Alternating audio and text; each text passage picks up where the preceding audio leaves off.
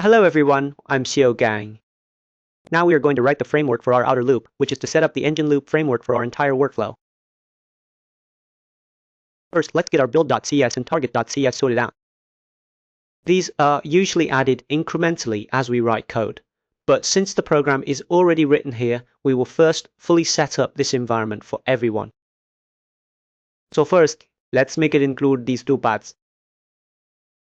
Include these two paths. Why include these two paths? Actually, the reason is this, because there is a record program mapping code here. There is something like this, so we let it include the path to this location. That's it, otherwise it might not be able to find this file. For example, include it here. Then we come back, and here we mainly include these folders 12345 that we just installed. This way, when we include them, we don't need to bring this folder along. This makes it convenient for us to handle files between specs. Header files to include each other. Actually, this is a project, right? Yes, in our project, we make it more convenient to include header files. So we write it like this. Okay, next we include the modules. Now it has this launch module, code module, including this module. So we paste this module in here and then modify it. Then let's follow this order. Paste this here. We have the empty module, delete it. The empty module is there, delete it. The projects module is also there, delete it. This launch module we just added here. We don't need this my circle because we are not dealing with a database.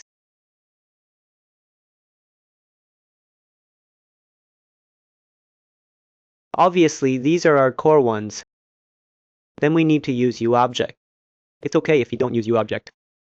We are doing this here for our convenience with object. That is some stuff related to the project. Then the application core, then HTTP core, HTTP server, then our JSON and our magnitude module. Then here you can put all the performance analysis and such. Okay, after including this, we'll write our target.cs. Here we'll just paste it directly. This is about enabling some features and disabling others. So here it's quite obvious. We need to enable override call and EPRA. Then we need to enable the command line. This also needs to be enabled, right? As for the others, we probably won't use them much. We'll do it like this. So we enable the command line, enable this output, enable this operate call, then set the development tool, editor data, then turn off the engine and ICU stuff. Here, we can just keep the default settings. That should be fine. At this point, let's compile the project. Actually, let's not compile the project just yet. Let's cancel first. We should refresh first, because we modified the ITS and the target TS files. So we need to refresh.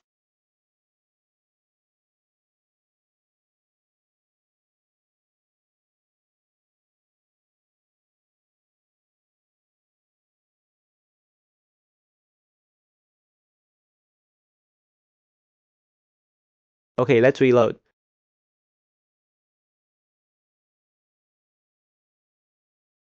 Let's wait for it to initialize. Okay, good. After initialization is complete, let's compile it.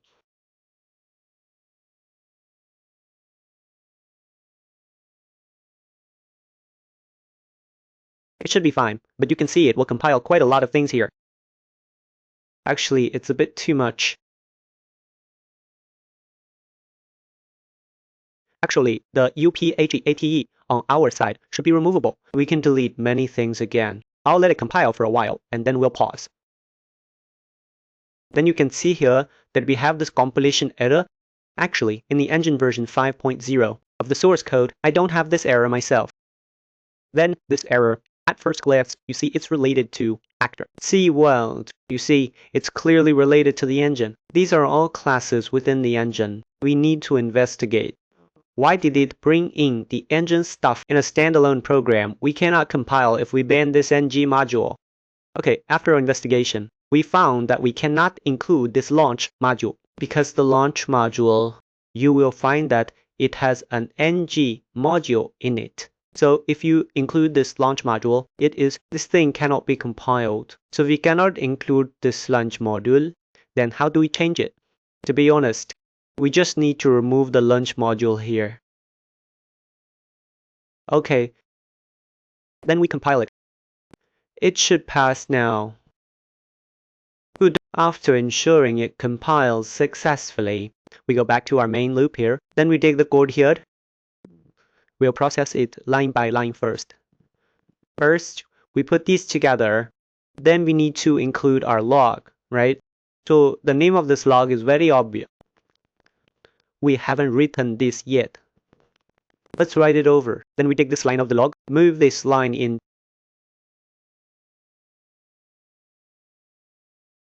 Then let me check this log. Then it seems let's just write it like this. We didn't write the exter. Then we also need to include these corresponding files. We haven't written anything yet, but let's include them first. Because earlier we added the include file search path in build.cs. So we can just include them directly here. This is our configuration, and this is our Oberstein, which will be used later. Then come to this place, and we delete this thing. We use our own approach. Using this is also fine. Use the previous 5.0 approach. We first need to initialize some libraries, otherwise they may not be usable. So first, we need to get our command line parameters to let it perform the engine initialization. Then we need to output a log. This log is mainly to tell us that we are now starting this initialization, what the result of the initialization is. Next, let's take a look whether our gconfig is okay and usable. Because some of our previous configurations might have been done with gconfig. Later, we stop using it. Then we handle it here. Whether there are any new U objects to be loaded that need to be registered, or default property initialization. At this point, we start initialization. Get our module manager. Then process this newly added content after module loading. Then we proceed to reload this phase. We have different phases. Module loading mechanism. This was explained to you a long time ago. We now load the default phase. Then we load this default phase. At this point, we add this. What is this? This thing allows you to shut down the command line program when using counter plus set in the command line. Shut down, roughly meaning this. Yes, so that's what it means. We'll give it a try for everyone in a moment. And here is the initial step of the engine's outer loop. Now we can start writing our own stuff. So first, we initialize the configuration. Read the configuration from the local source. We haven't written it yet. The site is empty. Let's leave it here for now. Then we create the server-side instance here. So these two things correspond to these two files. One is the config file. The other is the attabe object file. Next, let's begin. Start our listening world. Actually, this part is just initialization. After the data is obtained, start initializing our own things. Then, at this point, we give a pre-processing. Time. We record the time, just like we wrote for everyone at the beginning. When we wrote the program, we recorded our weekly time. This side does the same operation. So here we first get the current time. Then we set our frame rate. We are at 100 frames, 500 frames per second. It should be enough for processing as an independent program. Then we record a subtime. As for the subtime, we consider it to be 10 seconds.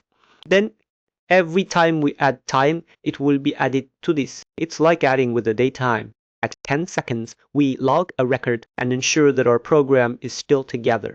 Next, we start our while loop. This is the main loop of our engine. Then in the engine's main loop, we first check whether it has exited. Then we get the time of the current frame. Then we do an interpolation of the delta time to make it easier for us to not monitor the performance. Then we also accumulate our self-check time. So we first perform the self-check judgment. If our self-check time is greater than 10 seconds, then it means we need to output a self-check report.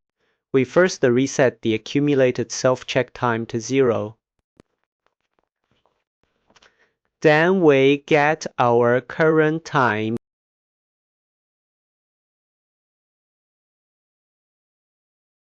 Then we set 0 days here. We record our current application, how many frames it has passed, and what the current time is. Okay, so this is about the self-check part. Next, we will work on the engine part. First, let Charles graph run to see if it has any tasks in these threads. Then we tick our core.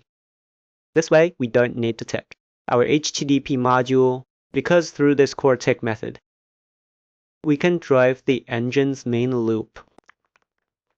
Then we let our frame count, increment the total frame count, and this is Standius. This thing is useless. This is our performance analysis tool. Yeah, we push it forward here. Just this frame is fine. Then we refresh our existing log, and here we perform a copy, and here we get the time of this garbage collection, because if this time our maximum value is 0.02f, right, let's make a time judgment. Yes, take the larger value from these two, flest here, then calculate a difference if your idle time is particularly long, but at most do not exceed 0.02f for pullback recovery. Then at this point, we record this current time again, and finally we let it sleep for a while, right, because we need to ensure our idle time. We try to keep it under the condition of 1 second and 100 frames. We don't want its CPU usage to be too high. That is, if you don't enable it, the CPU will be maxed out directly, running continuously. Then let it sleep and rest. Okay, so this is our main loop. At this point, if we exit the main loop, if it has exited, or after pressing Ctrl+C, we need to log it. That is, our server has started to exit. Then we begin to destroy it. Here we destroy our config, and our HTTP object mainly destroy these two. Okay, but we didn't write it here, so we'll ignore it after the destruction is complete. We then execute the engine's destruction.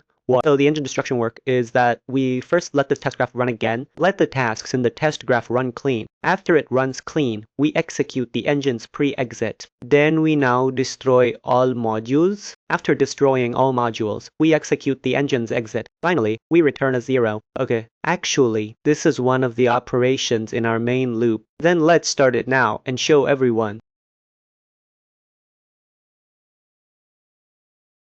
You can see that the engine has already started looping.